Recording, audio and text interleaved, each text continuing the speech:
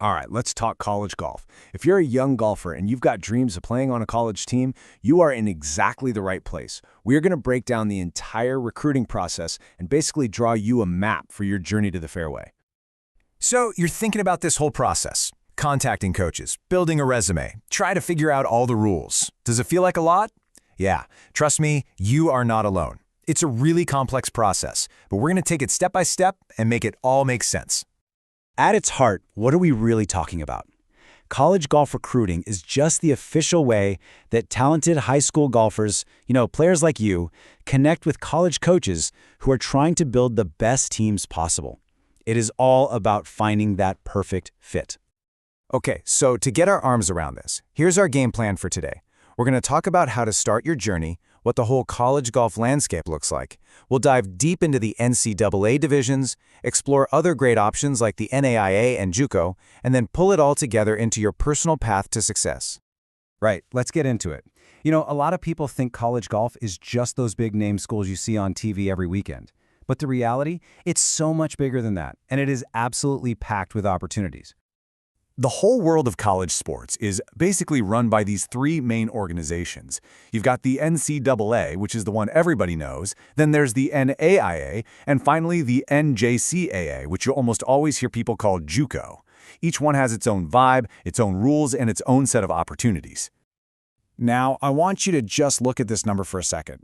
80%. What do you think that represents? Seriously, this might be the single most important stat for any aspiring college athlete to really, truly understand.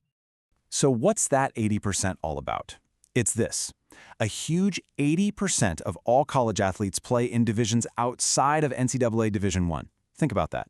That means there are over 1,600 other schools with golf programs and scholarships that you might not even be thinking about.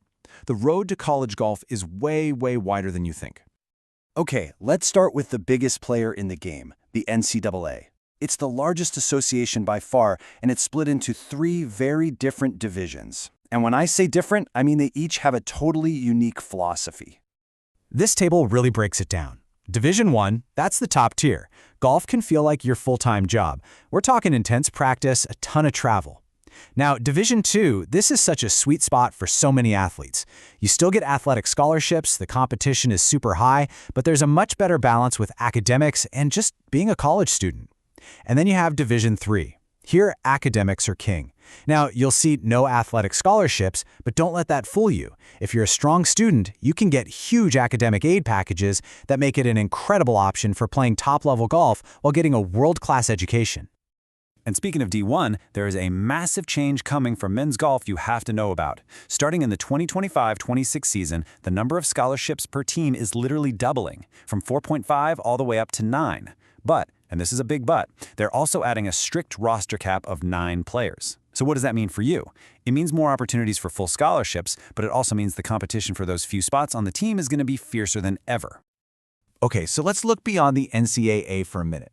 There are two other pathways that can be incredibly smart, strategic moves for a young golfer, the NAIA and the junior college or JUCO route. Don't think of them as backups. Think of them as game plans.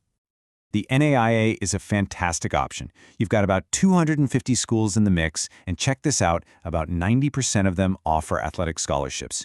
The recruiting rules are also a bit more relaxed, so coaches can actually reach out to you earlier in the process. And make no mistake, the top NAIA teams are legit. They can hang with and beat a lot of NCAA Division II programs. Now, the JUCO pathway, this is such a powerful strategic move. Think of it in 3 steps. Step 1, you get a year or 2 to really focus on your game and get your grades where they need to be. Step 2, you get to compete right away at a high level, no redshirting and waiting on the bench. And Step 3, all of that prepares you to transfer to a great NCAA or NIA program as a more mature, more developed player who can come in and contribute from day one. So we've looked at the whole landscape, we've broken down all the divisions and different associations. So how do you actually put all this into action? Let's talk about building your game plan. This quote right here really nails it.